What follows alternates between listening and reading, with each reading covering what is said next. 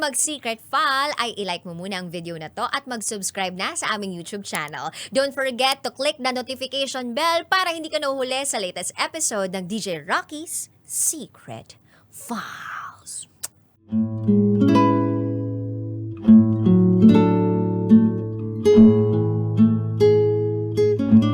And now, it's time for DJ's Rocky's Secret Files with Titan Jello.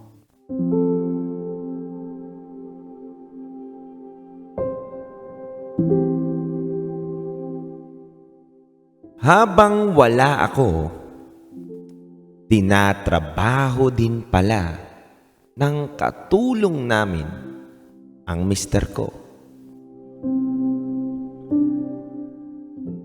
Hi DJ Rocky at DJ Jello. Itago nyo na lang po ko sa pangalang Debbie.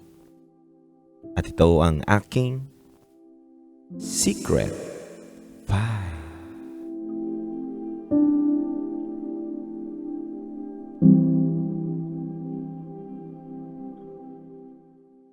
Hi DJ Rocky at DJ Jello.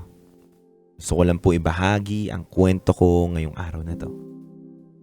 May pinagdadaanan ako actually. Medyo matagal na, kasing ilang buwan na rin naman kasi nakalipas. Hindi naging madali ang lahat para sa akin. Kasi isa akong ina na kailangan lumaban sa buhay ng mag-isa.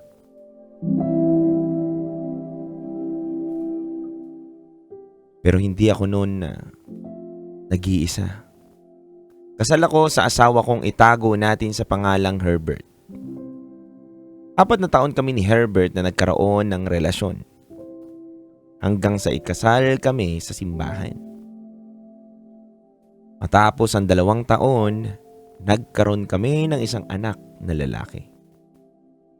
Masaya naming binuo ang pamilya namin, DJ Rocky at DJ Jello. Napakasaya dahil marami kaming plano sa buhay. Sa kinabukasan ng pamilya namin, sa lahat ng bagay. Pero ang masakit na katotohanan ay hindi na yun lahat mangyayari. Sa madaling salita, DJ Rocky at DJ Jello, nasira ng tuluyan ang lahat ng mga plano namin.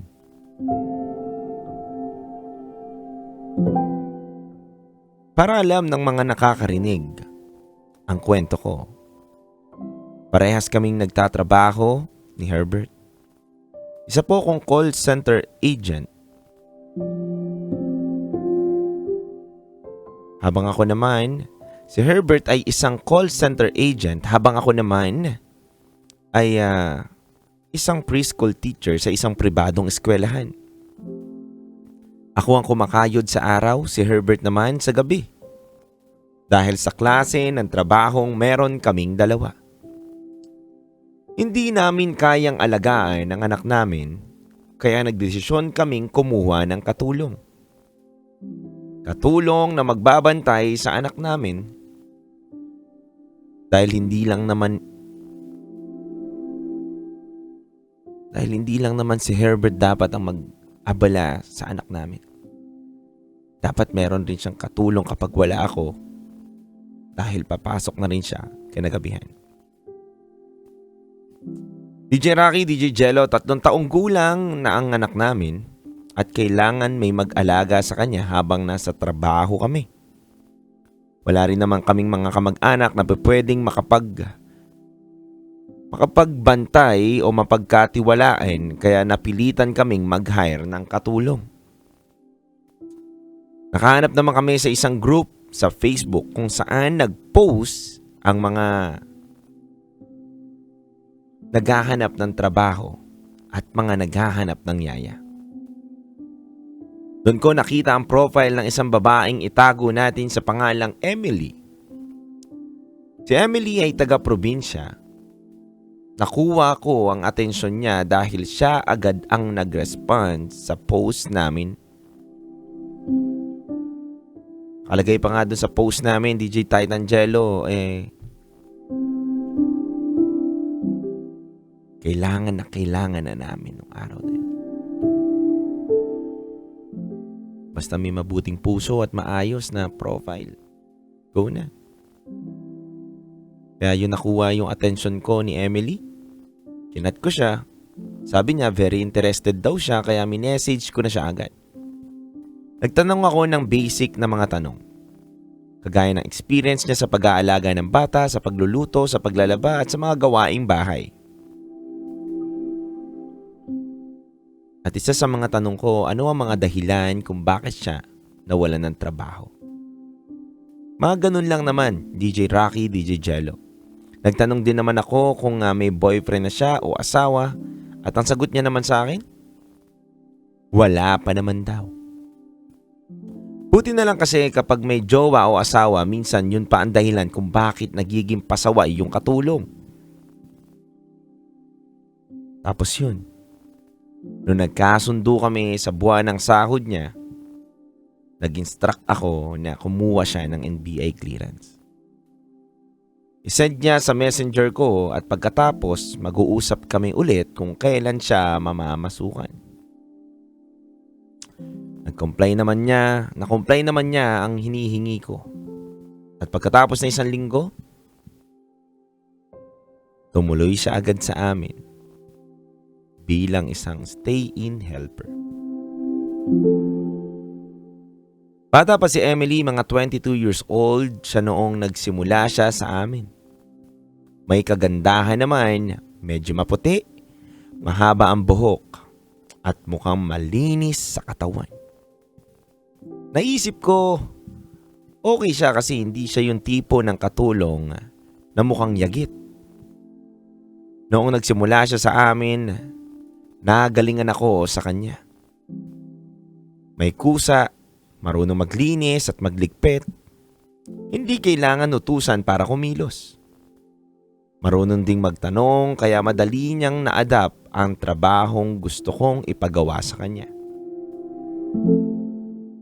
At ang pinaka-importante sa lahat, kasundo niya ang anak namin ni Herbert. Gustong-gusto siya nito. Nakikipaglaro siya sa anak namin at nakikipaglaro rin ang anak namin sa kanya. Ang nakakatawa pa dito kay Emily, nagtuturo pa nga siya minsan kung paano sumulat at magbasa. Kitang-kita naman DJ Rocky at DJ Jello na sanay talaga siyang mag-alaga ng bata. Kaya sa madaling salita para sa akin, siya ang perfect na katulong na kailangan ko para bantayan ang anak namin. Naikwento ko naman kay Herbert kung gaano kagaling si Emily. Sa katunayan, impressed din sa kanya ang asawa ko. Pero maniwala man kayo o hindi, DJ Rocky at DJ Jello, hindi naging handa ang sarili ko sa nalaman ko sa kung gaano nga kagaling itong si Emily. DJ Rocky, DJ Jello, sobra akong nagulat sa mga nangyari.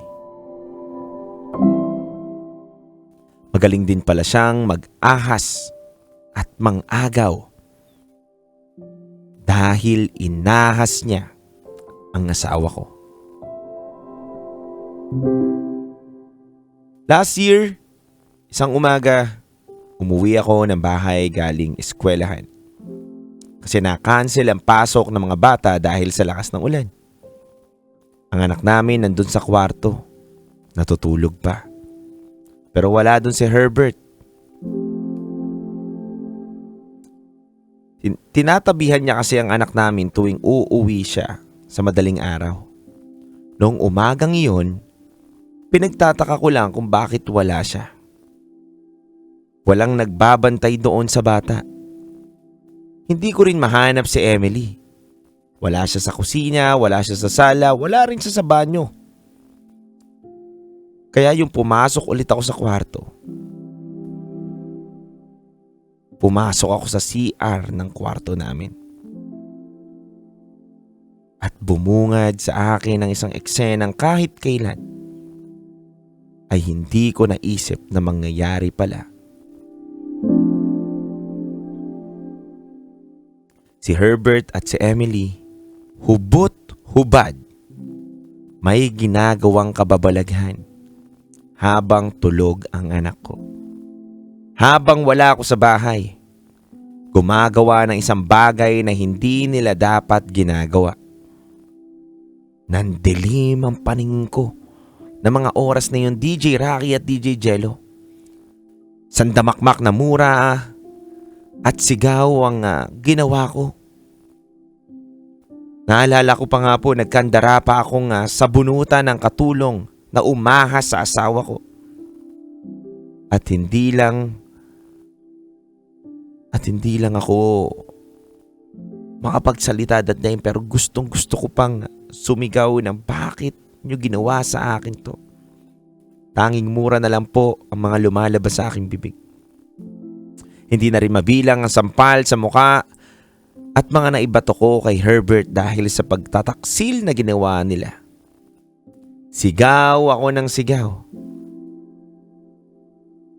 Bigla na lang lumabas sa aking bibig na kailan pa to nangyari?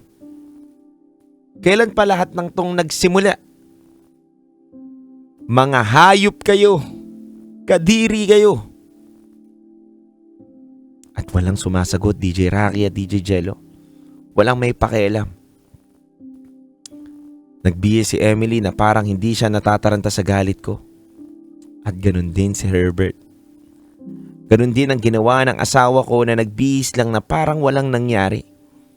Parang sanay na sila. Humagulgol na lang ako sa galit. Yung iyak ko sinabayan din ng iyak ng anak ko na nagising dahil sa sigaw ko sa papa niya at sa yaya niya. Na all this time may relasyon pala silang dalawa.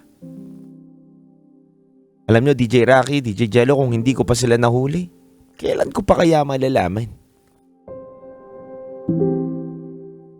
Kung hindi ko sila nahuli, hanggang saan pa yun naabot? At kung hindi ko sila nahuli, ano pa kaya ang pwede nilang gawin? DJ Rocky, DJ Jello, sa isang sulok, nagiiyak na lang ako. Habang bitbit ko ang aking anak. Si Emily nag-iimpake na agad ang mga gamit niya at umalis na nang hindi sa akin nagpapaalam. Ang mister ko naman, sinamahan si Emily sa pag-alis. Oo, DJ Rocky, DJ Jello at mga kabisyo, iniwan niya kami.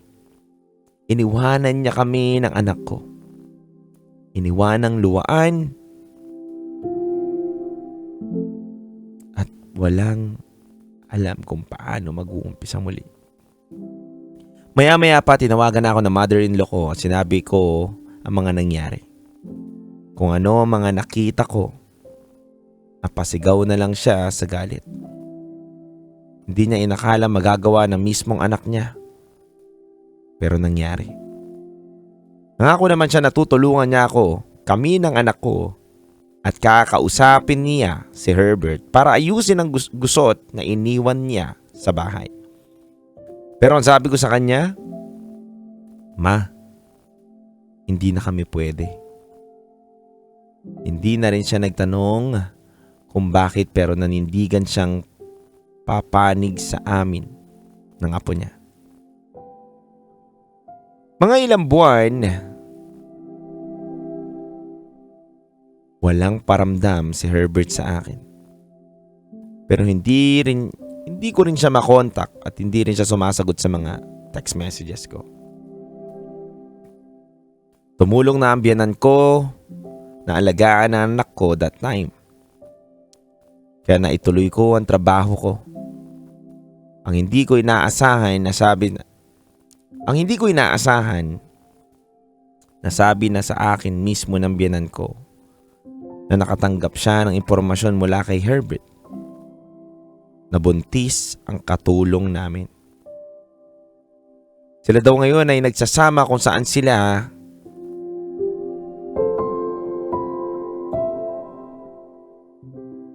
sila nagtatago ngayon. Hindi nabanggit kung asan sila, anong lugar. At mas maigi na lang daw na hindi daw nila alam. Sa madaling salita, DJ Rocky, DJ Jello, guilty sila kaya sila nagtatago.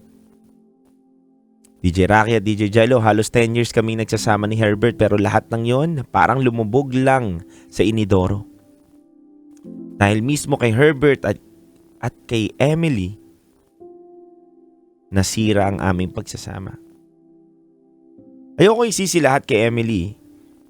Kung haliparot siya, edi haliparot siya. Ahas siya. Pero hindi ito lahat mangyayari kung nagpakalalaki lang itong si Herbert. May anak na kami. Ang dami naming plano pero bigla lang niyang hinayaan madiskaril ang lahat. Yung plano naming mag-travel, kasado na sana, kaso naudlot pa. Yung mga plano namin magtayo ng business, kasado na rin. Pero sinira lang yung lahat ng isang bawal na relasyon. Alam ko naman, ang dami ko pa ring pagkukulang, ang dami ko pa ring kahinaan, pero ni minsan hindi ako nag-isip na siraan. At sirain din ang kinabukasan ng pamilya ko. Kahit kailan, papanig lang ako sa tama. At kung tama man,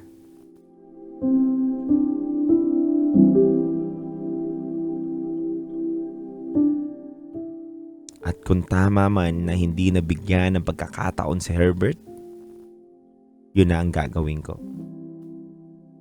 Kaya kahit mahirap para sa akin, pinakawalan ko na siya. Oo, DJ Rocky at DJ Jello, tapos na ang lahat sa aming dalawa. Magmula ngayon, ako na ang tatayong magulang, ama at ina sa anak namin. Hindi na niya kailangan ipamukha na siya pa ang dapat tignan naming padre di pamilya. Dahil hindi niya kami kailanman pinili. At pinili niya pa ang ibang tao.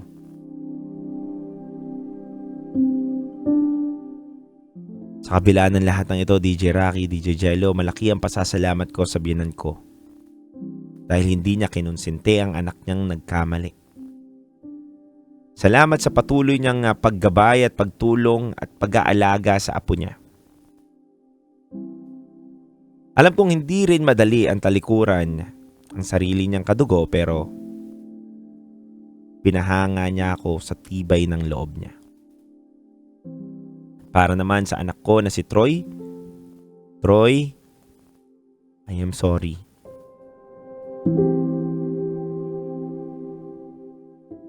Sorry kasi nagkamali ang papa mo. Sorry dahil hindi na ipaglaban ni mama na manatiling buo ang family natin. And sorry dahil hindi ko na kayang ibalik sa dati ang lahat. Pagdating ng takdang panahon, sana maunawaan mo ang lahat na nangyari. At maintindihan mong never ginusto ni mama na masira ang pamilya natin. Never kong naisip na iwanan ng daddy mo pero nangyari na ang lahat. Mahal na mahal kita, anak kong Troy. DJ Rocky at DJ Jello, salamat ng marami. Salamat sa programa ninyo. Salamat dahil naibuhos ko sa liham na ito ang kaunting bigat na nararamdaman ko. Hindi ako magaling sumulat ng liham pero sana maunawaan din ng mga nakikinig ang hirap na pinagdadaanan ko. Salamat.